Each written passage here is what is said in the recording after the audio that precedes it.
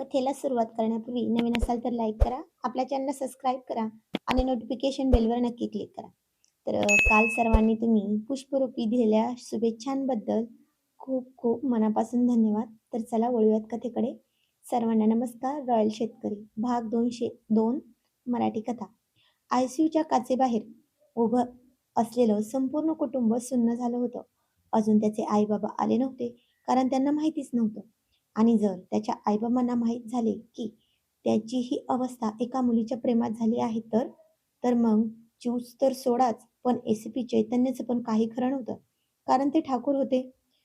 मशीनची ती भयंकर लाईन सरळ झाली होती आणि त्याचा सलग जीवघेणा बीप असा आवाज संपूर्ण आयसीयूत येत होता. डॉक्टरांनीही क्षणाचाही विलंब न करता इलेक्ट्रिक शॉक पॅड हातात घेतले. डॉक्टर म्हणाले, charge in to the 200 immediately. अहो शिवम दादा, काहीतरी करा ना. रणवीरला वाचवा, चिऊ म्हणाली. चिऊ आसवीच्या काचेवर हाताने मारत ढसाढसा रडत होती. तिची अवस्था पाहून शिवमचे डोळेही भरून आले होते. चैतन्यानेही काचेवर दोन्ही हात ठेवले. एका कडक रुबाबदार पोलीस अधिकाऱ्याचा ताठरपणा आज पूर्णपणे गळून पडला होता. त्याच्या डोळ्यांतून सतत अश्रू वाहत होते. रणवीर, चैतन्याचा गदगदलेला पण ठाम आवाज काचेच्या पार आत पोहोचल्यासारखा झाला. तू अहिल्यानगरचा कडक मिल मालक आहेस ना? मग आज सहजासहजी हार कसा मानू शकतोस? उठ. तुझ्या चिवसाठी, तुझ्या प्रेमासाठी तुला उठावंच लागेल. मी मी चैतन्य आज सर्वांसमोर मान्य करतो की तूच माझ्या बहिणीसाठी योग्य आहेस. मी स्वतः तुझा हात चिवच्या हातात देईन. पण प्लीज डोळे उघड ना यार. सॉरी ना देवा, मी त्याच्या प्रेमावर संशय घेतला. आणि इकडे आत डॉक्टरांनी रणवीरच्या छातीवर पहिला शॉक दिला. शॉक पहिला दिला, रणवीरचं शरीर हवेत उडालं आणि पुन्हा बेडवर पडलं. मॉनिटरवर काहीच हालचाल झाली नाही. आणि शॉक परत दुसरा दिला आणि अचानक एक चमत्कारच घडला. चिवचा तो आक्रोश आणि चैतन्य साहेबांची ती भावनिक हाक जणू रणवीरच्या आत्म्यापर्यंत पोहोचलीच होती. मशीन ती सरळ लाईन पुन्हा अचानक थरथरली. आयसीयू रूम मध्ये पुन्हा बीप बीप असा आवाज येऊ लागला. रणवीरच्या हृदयाची धडधड पुन्हा सुरू झाली होती. ईसीजी स्क्रीनवर पुन्हा आलेखाचे वळण दिसू लागले. डॉक्टरांनी सुटकेचा निश्वास सोडला. मुख्य डॉक्टरांनी बाहेर येऊन काचेवरून हातानेच ऑल ओके असा इशारा केला. हे पाहताच चिव जमिनीवर बसून देवाला हात जोडू लागले. अस्मीने तिला पुन्हा घट्ट कवटाळलं आणि शिवम चैतन्याच्या खांद्यावर हात ठेवला. चैतन्यानेही कसलाही विचार न करता शिवमराजेंना घट्ट मिठी मारली. त्याच्या डोळ्यातून पश्चातापाचे, भावाच्या पराभवाचे अश्रू येत होते. पण म्हणतात ना, देव तारे त्याला कोण मारी, असंच इथं पण झालं होतं. तेवढ्यात हॉस्पिटलमध्ये ज्याची भीती होती त्यांची एंट्री झाली. ती पण एकदम रॉयल पद्धतीने. इतक्यात आयसीयूच्या कॉरिडॉरमध्ये बुटांचे टणक आवाज आणि एक प्रचंड दरारा पसरल्याची जाणीव झाली. अहिल्यानगरचे नामांकित, कडक शिस्तीचे आणि बाणेदार व्यक्तिमत्व असणारे ठाकूर पृथ्वीराज सिंह ठाकूर, रणवीरचे बाबा, अत्यंत ताठ मानेने आणि गंभीर चेहऱ्याने चालत येत होते. त्यांच्यासोबत तितक्याच रुबाबदार खानदानी साडीत आणि डोळ्यात अश्रू साठलेल्या गायत्री देवी, रणवीरची आई, चालत येत होत्या. मागे त्यांच्या संस्थानांचा थाट दाखवणारे कडक सुरक्षा रक्षक धावत येत होते. पृथ्वीराज सिंह ठाकूर साहेबांचा चेहरा अतिशय कडक आणि रुबाबदार दिसत होता. आपल्या एकुलत्या एका छाव्यासारख्या मुलाला, रणवीरला, रक्ताच्या थारोळ्यात हॉस्पिटलमध्ये आणल्याची बातमी कळताच त्यांच्या डोळ्यातून रागाच्या ठिणग्या उडत होत्या. गायत्री देवींनी आयसीयूच्या काचेतून आत पाहिलं. ऑक्सिजन मास्क, सलाईनच्या नळ्या आणि रक्ताने माखलेला शर्ट पाहून त्यांनी थेट काळजावरच हात ठेवला. माझा माझा रणवीर, काय झालं माझ्या रणवीरला? गायत्री देवींच्या कातर आवाजाने संपूर्ण कॉरिडॉर हादरला. ठाकूर पृथ्वीराज सिंह साहेबांनी वळून तिथे उभे असलेल्या चैतन्य साहेबांकडं, शिवमदादाकडं आणि चिवकडं आपल्या अत्यंत तीक्ष्ण आणि कडक नजरेनं पाहिलं. चिवच्या साडीवर आणि हातावर अजूनही रणवीरचे सुकलेले रक्त स्पष्ट दिसत होते. कोणामुळे झाली माझ्या मुलाची अवस्था? गायत्री देवी चिवच्या दिशेने पुढे झाल्या. त्यांनी चिवचा हात धरून एकाच झटक्यात बाजूला ढकललं. अहो काकू, ऐका तर, अस्मी मध्ये पडण्याचा प्रयत्न करू लागली. तुम्ही गप्प बसा. गायत्री देवींचा आवाज चढला होता. माझा रणवीर कालपर्यंत संपूर्ण अहिल्यानगरवर हुकूमत गाजवणारा राजासारखा वावरत होता. कोणाची हिंमत नव्हती त्याच्याकडे तिरप्या नजरेने बघायची. पण जेव्हापासून ही मुलगी आणि तिचं हे पोलीस घराणं आमच्या मुलाच्या आयुष्यात आलंय ना, तेव्हापासून माझा मुलगा फक्त आणि फक्त संकटात सापडलाय. काकू, तुम्ही शांत व्हा ना. मी चैतन्य, शहराचा एसपी. चैतन्य साहेबांनी अत्यंत नम्रपणे पुढे होऊन हात जोडले. आम्हाला तुमचा हुद्दा दाखवू नका, एसपी साहेब. पृथ्वीराज सिंह ठाकूर साहेब आपल्या कडक आवाजात म्हणाले. तुमचा हुद्दा, तुमची वर्दी तुमच्या ठाण्यात, पोलीस ठाण्यात ठेवा. आम्ही ठाकूर आहोत, कोणापुढे झुकणारे लोक नाही. तुम्ही तुमच्या बहिणीच्या लग्नाचा तमाशा मांडलाय आणि त्यात माझ्या मुलाचा बळी द्यायला निघालात. काय चुकी होती माझ्या रणवीरची? फक्त एवढीच की तो तुमच्या बहिणीवर जीवापाड प्रेम करत होता ना? ठाकूर साहेब, माझी चूक झाली होती हो. मी रणवीरला ओळखण्यात गफलत केली, पण त्याने आज माझा आणि चिवचा जीव वाचवलाय. मी स्वतः आता चिवचा हात रणवीरच्या हातात द्यायला तयार आहे. चैतन्य गहिवरल्या आवाजात समजावत होता. आता कसलं हात आणि कसलं लग्न? गायत्री देवी रागाने म्हणल्या. माझा मुलगा आयसीयूत मरणाच्या दारात झुंज देतोय आणि तुम्हाला लग्नाचे डोळे लागलेत होय? ही मुलगीच माझ्या मुलासाठी अवलक्ष्मी ठरतीये. ही जेव्हापासून आयुष्यात आली, माझ्या मुलाचं रक्त सांडलंय. आम्हाला नाही हवी ही मुलगी आमच्या घरात. हिच्यामुळेच आज माझा रणवीर या अवस्थेत आहे. गायत्री देवींचे हे कडक शब्द ऐकून चिवच्या पायाखालची जमीनच घसरली. ती सुन्न होऊन पाहत राहिली. तिचे डोळे अश्रूंनी भरून आले होते. काकू, काकू प्लीज असं म्हणू नका ना. रणवीरजींचा जीव माझाही जीव आहे ना. चिव हात जोडून रडत म्हणाली. बास, बास झाला आता. माझ्या मुलाचं नावही जिभेवर आणायची गरज नाहीये. गायत्री देवींनी स्पष्ट बजावलं. पृथ्वीराज सिंहजी, चला आत. माझ्या लेकराला शुद्ध येऊ द्या. आम्ही त्याला या शहरापासून, या मुलीपासून खूप दूर घेऊन जाणार आहोत. ठाकूर पृथ्वीराज सिंह साहेबांनी चैतन्यकडे एका कडक स्वाभिमानी नजरेनं पाहिलं व ते आयसीयूच्या दरवाजाकडे वळाले. चैतन्य, शिवम दादा आणि अस्मी असह्यतेने उभे राहिले होते. चैतन्यने ज्या रणवीरला अबोलपणे स्वीकारलं होतं रणवीरचे हे त्याच रणवीरचे हे रुबाबदार आईबाबा आता या नात्याच्या आड भक्कम भिंत बनून उभे राहिले होते. आणि खरंच असंच होतं. एखादा मुलगा मुलीसाठी काही पण करायला तयार होतो. पण मुलगी घाबरते. मनाला, कुटुंबाला, इज्जतीला, समाजातील नजरेला हा सगळा विचार केला होता अस्मीने. म्हणूनच तिने तिचं प्रेम एका मुलावर आहे हे सांगायला हिंमत केली नव्हती चैतन्याला. ठाकूर पृथ्वीराज सिंह साहेब आणि गायत्री देवी आयसीयूच्या आत गेले. बेडवर रणवीरने सावकाश डोळे उघडले होते. त्याच्या डाव्या खांद्यातून वेदनांच्या लाटा निघत होत्या. पण आईबाबांचा आवाज ऐकून तो सावरला. रणवीर बाळा, डोळे उघड रे बेटा. गायत्री देवींनी रणवीरच्या डोक्यावरून मायाने हात फिरवत म्हणाल्या. आई, बाबा. रणवीरचा आवाज क्षीण पण कणखर आला. तुला काही होणार नाही रे. आम्ही आलोय ना. चल, तू बरा झाला की तुला घेऊन आम्ही थेट आपल्या हवेलीवर जाणार आहोत. या अहिल्यानगरच्या लोकांशी आणि त्या मुलीशी आपलं काहीही नातं उरलेलं नाही. आई कडक पण भाऊक आवाजात म्हणाली. रणवीरने तातडीने मान फिरवली. बाहेर काचेपाशी चिव रडत उभी होती. तिच्या शेजारी चैतन्य, अस्मी, शिवमदादा हताश उभे होते. आई, हे काय बोलतेस तू? रणवीरने वेदना सहन करत विचारले. तेच, जे सत्य आहे रणवीर, आणि सत्य कुणीही नाकारू शकत नाही, आई म्हणाली. पृथ्वीराज सिंग साहेब कडक आवाजात म्हणले. तुझी ही अवस्था त्या मुलीमुळे झाली. तिचे पोलीस दादा आणि तिचं घराणं आपल्या तोडीचं नाही. आज तुझ्यावर गोळी झाडली गेली, उद्या तुझं आयुष्य संपवतील ते. पृथ्वीराज सिंग ठाकूर आपल्या मुलाचा असा बळी जाऊ देणार नाही. रणवीरने पूर्ण ताकदीनिशी स्वतःला सावरले. त्याच्या खांद्यातून भयंकर कळा निघत होत्या. तरीही त्याने उजवा हात लावून बेडवर स्वतःला थोडे सावरले आणि आईबाबांचे हात हातात घेतले. आई, बाबा. रणवीरच्या आवाजात अहिल्यानगरचा त्या ताठर मिल मालकाचा खानदानी ताठपणा परत आला होता. माझ्या छातीत गोळी लागली तेव्हा मला फक्त एकच गोष्ट समजत होती की जर आज मी चिवला आणि चैतन्य साहेबांना काही होऊ दिलं तर मी ठाकूर घराण्याचा मुलगा म्हणून घ्यायच्या लायकीचा राहणार नाही. रणवीर बाहेर उभ्या असलेल्या चैतन्यकडे पाहत म्हणाला.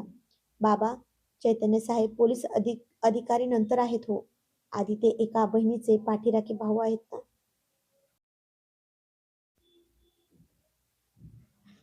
ज्यांनी ही परीक्षा घेतली ती एका भावाने घेणं योग्यच होतं. आज त्यांनी मला मनापासून स्वीकारले आणि आई, चिव अवलक्ष्मी नाही गं, ती माझी दैवत आहे. जर माझ्या आयुष्यात चिव नसेल तर या रणवीर सिंह ठाकूरचं हे अस्तित्व अपूर्ण आहे. रणवीरचे हे शब्द ऐकून पृथ्वीराज सिंग साहेब आणि गायत्री देवी सुन्न झाले होते. तितक्यात चैतन्य साहेब हळूच आयसीयूचा दरवाजा ढकलून आत आले. त्यांनी ठाकूर पृथ्वीराज सिंह साहेबांसमोर पोलीस अधिकारी म्हणून नाही तर एक मोठा भाऊ म्हणून अत्यंत नम्रपणे खाली मान घातली. ठाकूर साहेब, चैतन्य साहेब कातर स्वरात म्हणाले, एक बाप म्हणून तुमचा राग, तुमचा संताप 100% बरोबर आहे. आज रणवीरची ही अवस्था माझ्यामुळे आणि माझ्या घरातील प्रसंगामुळे झाली. पण मला एक संधी द्या. मी वचन देतो, माझ्या बहिणीला तुमच्या घरात सून म्हणून नाही तर तुमची मुलगी म्हणून पाठवेन. आणि आजपासून रणवीरच्या सुरक्षेची जबाबदारी ही माझी स्वतःची असेल. आयसीयूत एक गहन शांतता पसरली. ठाकूर पृथ्वीराज सिंह साहेबांनी आपल्या मुलाकडे पाहिलं, ज्यांच्या डोळ्यात जीवसाठी समर्पण होतं. पण त्यांनी चैतन्य साहेबांकडे पाहिलं. त्यांच्या डोळ्यात पश्चाताप आणि विनवणी होती. पृथ्वीराज सिंग साहेबांनी एक खोल श्वास घेतला व त्यांच्या चेहऱ्यावरचा कडकपणा किंचित मऊ झाला. पण नाही, जे लहानपण जे लहानपणापासून होत आलं होतं, ते जे ते करत होते, आपल्या मुलाच्या सुखाचा, आनंदाचा विचार करणारा, त्याला काटाही टोचू न देणारा बाप पुन्हा जागा झाला. त्यांच्यासमोर मुलाचे हाल, रात्रीचे दिवस, चिवला मिळवण्यासाठी केलेली धडपड, त्याला पदरी आलेली निराशा, तिला मिळवण्यासाठी झालेला अपमान, सगळं सगळं एका खराब चित्रासारखं उभं राहिलं आणि बाप काय करू शकतो हे दाखवून देण्याची हीच वेळ आहे, त्यांना असं वाटलं. ठाकूर पृथ्वीराज सिंग साहेबांनी आपल्या जखमी मुलाकडे पाहिलं, मग समोर हात जोडून उभ्या असलेल्या चैतन्य साहेबांकडे. त्याच्या चेहऱ्यावरचा कडकपणा कमी होण्याऐवजी अधिकच कठोर झाला होता. नाही एसपी साहेब, पृथ्वीराज सिंह साहेब अत्यंत थंड आणि कडक आवाजात म्हणले, तुमचे शब्द, तुमची दिलगिरी आम्हाला आमचा मुलगा परत आणून देऊ शकत नाही. माझ्या एकुलत्या एक मुलाची ही अवस्था आज या तुमच्या बहिणीमुळे झाली आहे. आज गोळी लागली, उद्या हिच्या सावलीने माझ्या मुलाचा जीव जाईल. ठाकूर घराणं हा नकार देतंय. यापुढे तुमच्या घराण्याचा आणि आमच्या ठाकूर घराण्याचा काहीही संबंध उरणार नाही. आई, बाबा, रणवीर बेडवरून उठण्याचा प्रयत्न करत ओरडला. पण गायत्री देवींनी त्याला घट्ट धरून ठेवलं होतं. काहीही बोलू नकोस रणवीर. चल, या हॉस्पिटलमध्ये आता तुझा एक क्षणही इलाज होणार नाही. पृथ्वीराज सिंग साहेबांनी तात्काळ आपल्या प्रायव्हेट डॉक्टरांना बोलावून घेतलं. रुग्णवाहिका मागवून घेतली आणि रणवीरला चैतन्याच्या नजरेसमोरून दुसऱ्या नामांकित प्रायव्हेट हॉस्पिटलमध्ये शिफ्ट केलं. चैतन्य साहेब तिथेच आयसीयूच्या बाहेर हतबल होऊन जमिनीवर खाली बसले. एका कडक, कणखर पोलीस अधिकाऱ्याचा स्वाभिमान आज पूर्णपणे धुळीस मिळाला होता. चिवच्या आयुष्यात आनंद आणू इच्छिणारा भाऊ आज स्वतःच्याच निर्णयामुळे पूर्णपणे हरला होता. पण तरीही तो त्यांना हात जोडून विनंती करत होता, हे बघा ठाकूर साहेब, तुम्ही माझ्या चुकीची शिक्षा माझ्या बहिणीला देऊ नका प्लीज. हवं तर मी तुमच्या पाया पडतो, पण माझ्या बहिणीला तुमच्या मुलासाठी होकार द्या. आणि आता तो इतका कसा झुकत होता, एक अधिकारी असून पण. याचंच सगळ्यांना आश्चर्य वाटत होतं. अतुलने त्याला हळूच खांद्याला धरून उठवलं आणि गाडीत बसवलं. पण तो याचना करायचं सोडत नव्हता. पण ते काही उत्तर देतच नव्हते. काही तासांतच सगळेजण घरी परतले. पण घरचं वातावरण कमालीचं गंभीर आणि सुन्न झालं होतं. ज्या घरात काही तासांपूर्वी लग्नाचे चौघडे वाजणार होते, तिथे आता भयंकर शुकशुकाट होता. अंगणात लावलेला मांडव, दारावरची मोगऱ्याची तोरणं आणि मांडवातील सजावट हळूहळू हटवली जात होती. ते दृश्य पाहून प्रत्येकाचं काळीज पिळवटून निघत होतं. शिवम, अतुलने आणि प्रिया वहिनीने हॉस्पिटलमधून परस्पर घरी आल्यावर त्यांनी चिवची आणि सर्वांची समजूत काढण्याचा प्रयत्न केला. पण परिस्थिती एवढी बिकट होती की कोणाकडेच बोलायला शब्द नव्हते. अस्मी पूर्णपणे शांत झाली होती. ती चैतन्यशी एक शब्दही बोलत नव्हती. त्याच्या खाण्यापिण्याची, कपड्यांची सर्व कामे ती न चुकता करत होती. पण तिच्या चेहऱ्यावरचे भाव पूर्णपणे गायब झाले होते. तिचे हे मूक आंदोलन चैतन्य साहेबांना अधिकच खुपत होते. सगळे आता संध्याकाळी घरी गेले. आई बाबा तर दुसऱ्या दिवशी सकाळी सकाळी शेतात निघून गेले. पण डोळ्यातील अश्रू ते आ आगतिक होऊन शेतात पूर आणून वाहणार होते हे नक्की होतं. 2 दिवसानंतर संध्याकाळच्या वेळी चिव हळूच अस्मी वहिनीच्या खोलीत आली. अस्मी शांतपणे कपाटात कपडे लावत होती. "वहिनी," चिवचा आवाज अगदी लहान आला. अस्मीने वळून पाहिलं. चिवचे डोळे सुजले होते. "वहिनी, मी उद्या हॉस्टेलवर जाते. एक टायपिंगचा कोर्स लावला आहे त्यासाठी. तसंही मला आता इथे अजिबात करमत नाहीये." चिव मान खाली घालून म्हणाली. अस्मीने हातातले कपडे बाजूला ठेवले आणि चिवच्या जवळ आली. तिचे दोन्ही हात हातात घेतले आणि म्हणाली, "चिव, तू ठीक तर आहेस ना गं?" अचानक असा निर्णय. चिवने ओठांवर एक अगदी खोटं आणि दुःखी हसू आणलं. दारात उभे असलेल्या चैतन्यकडे तिने एकदा शांत नजरेने पाहिलं आणि म्हणाली, "हो वहिनी, मी अगदी ठीक आहे. फक्त मला माझं मन जरा शांत करण्यासाठी काही दिवस बाहेर जायचं आहे." असं म्हणून चैतन्यची एक शब्दही न बोलता चिव आपल्या खोलीत निघून गेली. चैतन्य साहेब आज सुट्टी असल्यामुळे घरीच होते. चिवचं हे शांतपणे निघून जाणं त्याच्या काळजाला सुरीसारखं खुपत होतं. छोटीशी पौर्णिमा आईबाबांच्या म्हणजेच चैतन्यच्या आईबाबांपाशी अंगणात खेळत होती. चिव गेल्यानंतर अस्मीने कपाटाचे दार लावले. मागच्या काही दिवसांपासून चाललेली धावपळ, ताणतणाव आणि चिव रणवीरच्या काळजीने अस्मीची खूप दगदग झाली होती. अचानक तिला पुन्हा मळमळण्यासारखं झालं. तिने हाताने तोंड दाबलं आणि ती घाईघाईने वॉश बेसिनकडे धावली. स्वतःकडे लक्ष देणंही तिला झालं नव्हतं. ती तीव्रतेने उलट्या करू लागली होती. दारामध्ये उभा असलेला चैतन्यही धावत तिच्याकडे आला.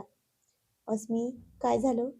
उलट्या होऊन अस्मीचा चेहरा पांढरा झाला होता आणि खूप भयंकर अशक्तपणामुळे आणि चक्कर आल्यामुळे तिचे पाय लटपटले. ती खाली पडणार तितक्यात चैतन्याने क्षणाचाही विलंब न करता तिला सहजच हवेतच अलगद उचलून घेतलं. "अस्मी, डोळे उघड." "अरे अस्मी." त्याने तिला बेडवर आणून हळूवार झोपवलं. बाजूचा पाण्याचा ग्लास घेऊन तिच्या तोंडावर पाणी शिंपडलं आणि तिला थोडे पाणी पाजले. अस्मीने डोळे उघडले, पण तिने लगेच आपला चेहरा दुसरीकडे फिरवला. चैतन्य तिच्या शेजारी बेडवर बसला होता. तिचा राग आणि तिची शांतता आता त्याला सहन होत नव्हती. "काय गं, माझा एवढा राग आलाय का?" चैतन्याचा आवाज अतिशय मऊ आणि काळजीने भरलेला होता. "मी चुकलं म्हणून आता माझ्याशी बोलणार पण नाहीस का?" अस्मीने तोंड फुगवलं. ती पाणी पिऊन शांतपणे बेडवरून उठली आणि पुन्हा कामाला लागली. पण चैतन्याने तिला जाऊच दिले नाही. त्याने पटकन मागून तिच्या नाजूक कमरेत हात घातला आणि तिला थेट स्वतःकडे ओढून घेतलं. अस्मी थेट त्याच्या छातीवर येऊन धडकली. "अगं, बोल ना माझ्याशी."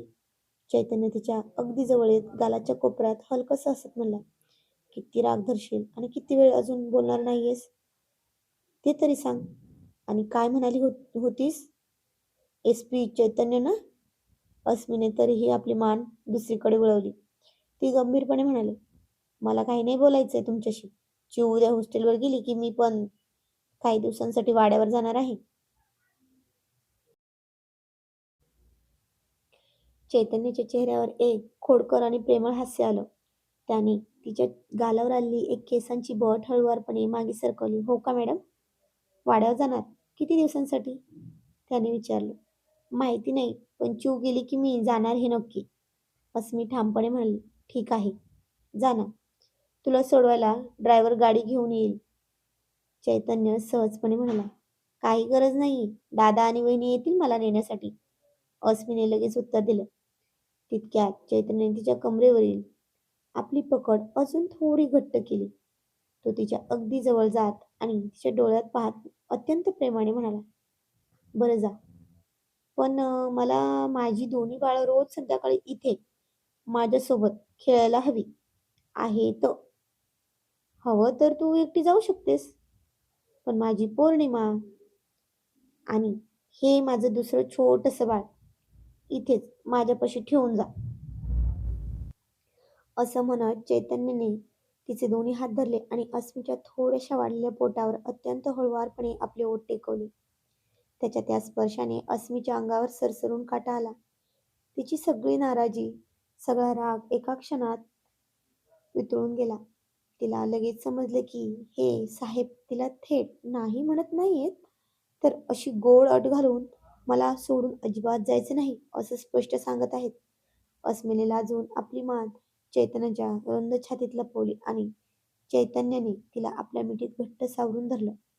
बाहेर किती मोठे वादळ आले होते तरी या बंद खोलीत मात्र प्रेमाचा एक हळुवार आणि गोड पाऊस पडत होता. तर आजचा भाग कसा वाटला ते कमेंटमध्ये नक्की सांगायचं आहे.